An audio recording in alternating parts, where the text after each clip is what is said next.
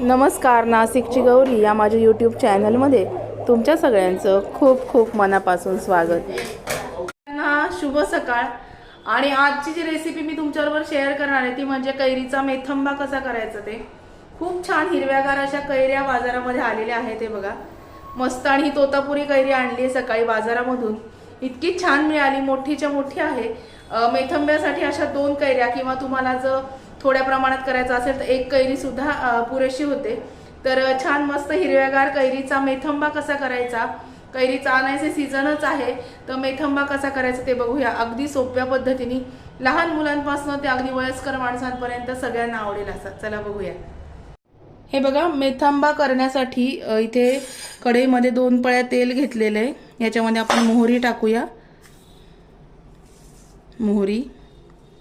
मोहरी चांगली तडतडली की हिंग टाकायचा. हिंगाची खमंग फोडणी व्हायला हवी. नंतर हळद. याच्यामध्ये मेथंबा आहे म्हणून मेथ्या टाकायच्या. हे बघा मेथ्या, 1 चमचाभर मेथ्या. हे बघा, कडू पण नको व्हायला. अर्धा ते पाऊण चमचा मेथ्या टाकलेल्या आहेत. या मेथ्या याच्यामध्ये खमंग परतून घ्यायच्या. याच्यामध्ये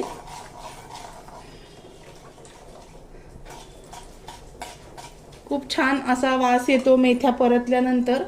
नंतर कैरी जी असते त्या कैरीची साल काढून अशा बारीक फोडी करून घेतलेल्या आहेत. कैरीची साल पूर्ण काढून घ्यायची, बारीक फोडी करून घ्यायच्या.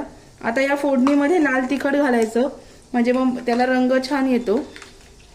फोडणीमध्येच लाल तिखट घालणार आहे मी. गॅस मिडियम करायचा. आणि ही जी कैरी आहे ही कैरी आपण आता याच्यामध्ये घालून घेऊया.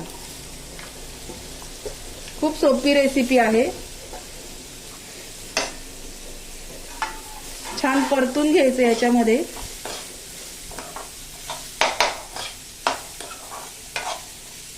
परतवून घेतल्यानंतर कैरी छान परतून घ्यायची.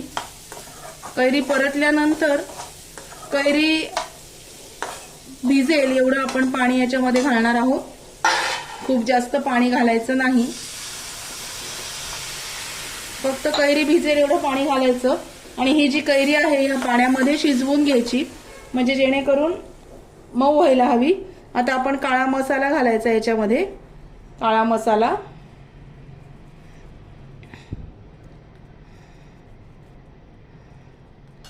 मसाला घातला. आणि ही कैरी शिजल्यानंतर मग आपण मीठ घालणार आहोत. तर ही जी कैरी आहे मी याच्यावर आता झाकण ठेवते आणि ही कैरी 5 मिनिटांसाठी आपण याच्यामध्ये शिजवून घेऊया. हे बघा, आता आपण झाकण काढूया. कैरी शिजलेली आहे, दाखवते मी तुम्हाला. खूप जास्त शिजवायची नाही, वातड होतात फोडी. हे बघा, कैरी शिजलेली आहे, अशी मोडली जाते बोटानी. आता याच्यामध्ये आपण गूळ घालूया, गुळाचा खडा आणि मीठ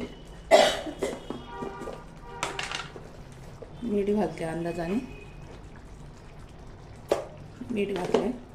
आता हा गूळ वितळेपर्यंत परत एकदा शिजवून घ्यायचं. हे छान हलवायचं. हा गूळ छान वितळला पाहिजे याच्यामध्ये. गूळ पावडर असेल तर प्रश्नच नाही, पण गूळ पावडर कशी गोडीला थोडी कमी असते आणि त्यांनी रंग पण थोडा बदलतो, काळपट रंग येतो, म्हणून गूळ पावडर यावेळेस मी वापरलेली नाहीये. काही गूळ पावडर ज्या असतात सेंद्रिय त्या छान असतात रंगाला, पण काही ज्या गुळाच्या पावडर असतात त्यांनी काळपट कलर येतो. म्हणून आता परत झाकण ठेवावं लागेल. झाकण ठेवते आणि 5 मिनिटांनंतर हा मेथंबा छान शिजलेला असेल, दाखवते तुम्हाला. बघा, आता मी झाकण काढलं. हा मेथंबा झालेला आहे. अशा प्रकारे आपला मेथंबा तयार होतो. हे बघा, हे झाकण काढलं की पाणी असं घट्ट होतं, छान त्याच्यामध्ये रस सुटतो छान, आणि असा स्वादिष्ट, चविष्ट आणि खमंग लागतो. असा हा आपला कैरीचा मेथंबा तयार आहे. कशी वाटली आजची रेसिपी मला नक्की कळवा. व्हिडिओ जर आवडला असेल तर व्हिडिओला लाईक करा, शेअर करा आणि सबस्क्राईब करायला विसरू नका. भेटूया अशाच नवीन व्हिडिओमध्ये नवीन विषयाबरोबर उद्याला. तोपर्यंत स्वतःची काळजी घ्या. आणि कैरीचा सीझन आहे, नक्की या माझ्या पद्धतीने तुम्ही मेथंबा करून बघा. Bye bye, take care.